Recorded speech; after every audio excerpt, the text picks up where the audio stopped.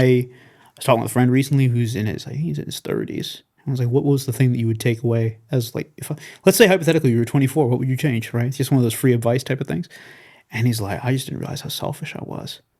It's like, yeah, that's the thing. So if you feel like you are on the wrong end of a masculinity crisis, don't be so selfish. That's enough of a to-do for today, right? Yeah. That takes time. And I know because it takes me time. And I am hardly perfect on this. And it is a struggle. But that's why the church matters. I really like what you said about wisdom. And I really like what you said about idolatry. Because ironically, it is an idolatry problem. Yeah. But we don't have the wisdom to diagnose it as an idolatry of our fear because of our love of self. We lack the wisdom to see that it's an idolatry of trying to align with the cultural values of being less in some ways. Yeah. Of being conformist, of being compliant, of matching with a certain kind of consensus chillness. Yeah. There's a consensus chillness that exists in the culture, and I'm certainly part of that, right? Yeah. Well, there's a consensus chillness, and if you take, I mean, we can talk about how much this feeds into like kind of like the culture of woke and kind of the dictatorship of woke. It's been the past couple of years, but like there's a consensus of chill. But if you take one step off of that, there's just barbs and slings and arrows. Just thrashing in the water in the shark horrible, circle. Right? And I think certainly that impacts the church, but it really did a number on the culture in the past couple of years. I mean, my day job is dealing with like corporate America stuff. It is insane how deep that goes. Wokeness is one of those words, when I hear it, I kind of feel like bleh. Yeah. It's like a triggering No, culture war words are triggering to me because I'm just like over it. Cool, but I'm saying a bunch more now. Yeah. Unfortunately, I really can't afford to be over it because I live in the 21st century. And you're a podcaster. Like, exactly. I'm in the wrong field. Right. The thing about the term woke is like, does it get overused? Oh yeah. Doesn't mean it's not real. Oh, 100. Right? It's so real. It is. It is real. It's a culture war trigger word. Unfortunately, it's very useful. And that's one of those things about culture war trigger words. It's like there is the utility. There's always the utility. Useful. And sometimes they're obnoxious and useful, and sometimes they're useless. But I think often they are also helpful. Sometimes they're useful because they're obnoxious. We can do a lot of wordplay here if you want to keep going. Absolutely. No, it's a rhetorical thing, right? If you have a phrase like woke, it is wielded as a blunt weapon. Yeah. But it is functional. Yeah, when it takes you to such weird places, like especially if you're like very online. I think you and I both are pretty online. Yes. It becomes this question of, okay, what actually counts as woke? Yeah. Right? There's the woke political left, which we know is a thing. But then what about, is there a woke right? And there's this whole conversation going on social media right now. Like, what is the woke right?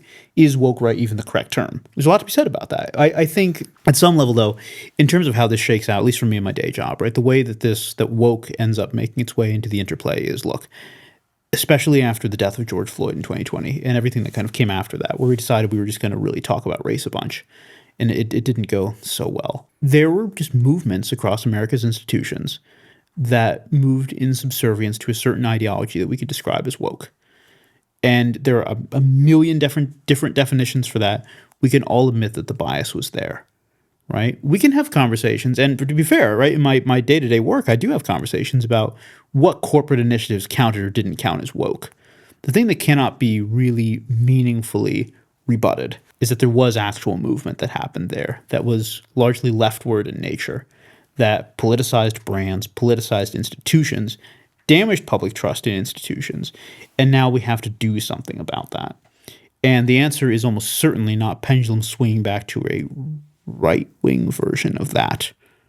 So the wokeness debate is, again, we can get into this whole thing about, we can over op-editize about the term, or we can recognize bias where we see it, and we can have the conversation. We can just play it where it lies, which is generally I have found it's at least a time-saving device, if nothing else. We can get to the actual work as opposed to just like throat clearing about, well, the intersection, how much intersectionality is really woke and how much of it is just recognizing lived experience. Okay, yeah, DEI quote is bad.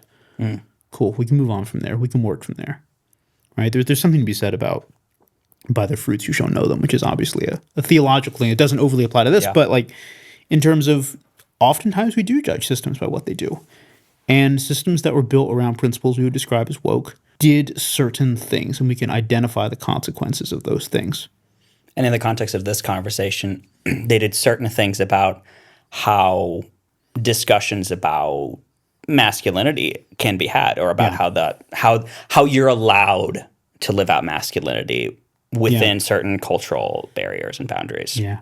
Well, it's interesting because there's a lot of talk about we kind of had a race discussion and discourse in the country, and then we also somewhat simultaneously had like a gender discourse in the country. Yeah. And they've gone different ways, and I think and people have pointed to that a little bit. They're like, well, if you don't think what's the difference between the race and the gender debate? And the precise difference is that the gender debate is fundamentally real. Right? The question, because gender is real, right? When it comes to things like, I don't know how deep you want to get into this, but when it comes to the question of biological men and women's sports, right? There are actual categories that are occurring here. There has not recently been widespread cultural debate about black people and white people's sports, because black and white are not the same. Because black and white are not the same sorts of categories as male and female, right? And I think for some people that's very obvious, but it is an important thing to bear in mind. Like when we were talking about transgender issues, right? When we're talking about gender transition care, when we're talking about gender transition surgery, when we're talking about healthcare interventions, that sort of thing, we are dealing with a certain category, more or less binary. When it comes to race, it is not the same thing. And I think it's very important to realize that those debates are different. Yeah, absolutely. You said there was obviously a kind of counter-reaction to wokeness, right? Can be broadly described as reactionary. I don't know how useful that word is, but it's one that I like. It's a reaction. Because it exists as I saw this leftward lean. I didn't like it. I'm the opposite now. Sure. And I think it's something we deal with a lot as Christians.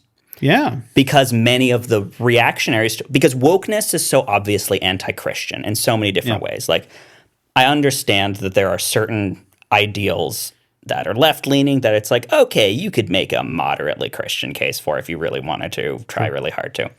But it's a lot easier as a traditional Christian to see reactionary responses to wokeness as being where you have to go to win the cultural conflicts, right? And there are so many grifters who, and this is kind of back to the manosphere point, there are so many grifters who exist specifically to feed on grievance about these issues. And you said that so many of these op-eds are grievance-based, like, oh, poor us, we're the victim. Ironically, I think so much of reactionary online politics even want people claiming to be Christian, people saying, oh, we're the Christians, and therefore, they say and do all of these things that are very obviously unvirtuous. I think that it's easy to see why doing the opposite of the big cultural force of evil in our world, the West right now, which is wokeness, it's really easy to see why you would want to go to a strongly reactionary position. And to react against wokeness strongly is not a bad thing. Yeah. I think that's obvious. But I think there is a crowd that uses Christian iconography, Christian symbolism, and Christian cultural rhetoric in ways that are very opposed to anything like the fruit of the Spirit in any meaningful way. Yeah, I mean, to your point about, we can talk about, like, I guess the manosphere point's worth pointing out. There are a bunch of figures in the manosphere who clearly are not in this because they have a deep desire to touch the hearts of affected young men. They're in this to make money. It's kind of tragic because there's definitely the devil's other trap to scoop up people who want to believe in nature. I agreed. But then it's again the orientation of loves, right? Yeah. Because the question is, like, is nature and the natural order of how we want to, like, male female dynamics, things like that, is that really should that really be our highest love and our highest ideal? Yeah, it's a poor answer. It speaks to that hierarchy question, right? Because you get to this world of, well, is Christianity just the validation of natural hierarchies? And the answer is, if you've ever read the Bible even a little bit, the answer is pretty clearly not neatly. Certainly right? not. Because the entire purpose of the Bible is about rearranging a hierarchy, specifically the hierarchy in which Satan has dominion over the earth, and Christ through his resurrection flips that. And therefore, there are certain cultural things that we're also called to similarly seek to reverse, and we can have discussion about how far that goes. But yeah, I think there is a real turn, because like aside from like the Christian masculinity stuff, there's certainly like a pagan version of that, and I mean like actual pagan, Absolutely. like in terms of actually Christianity is ridiculous. It's a weak, limp-wristed religion, Kind of a because it's like Nietzschean this crucified sort of Messiah. vibe, What do you mean? yeah. He was killed, and it's pathetic. And really, we're going to do kind of this very strong mannish, very secular version of that. They're very much a strain of that in the manosphere, and I think Christianity certainly serves as a alternate perspective to that. And I mean, to be fair, right? It's not like Christianity is kind of meekly pleading to be heard here. I mean, systems built on Christianity built a lot of things. They built a civilization that was massive, and it's driven so many wonderful, wonderful innovations. I mean, babies don't get left on mountaintops at nearly the rate that they used to. They do, and the countries where that happens are pagan ones. That's not an accident. We've been on kind of a Tom Holland kick as the group Yeah. behind the podcast, and that level of cultural transformation, I think, is eye-opening if you are kind of a broadly liberal person who takes the world for granted. And in terms of natural hierarchies, what you said really gets at something that I have had cause to think about a lot lately, is this fact that, we talked about this earlier, the structure of the natural order, and using a really specific example, manhood, right, is a good thing because it was created by a God who made a good world. But the thing is, this world is fallen. And so in some sense, it is natural for man to be selfish, like you were talking about earlier and criticizing earlier.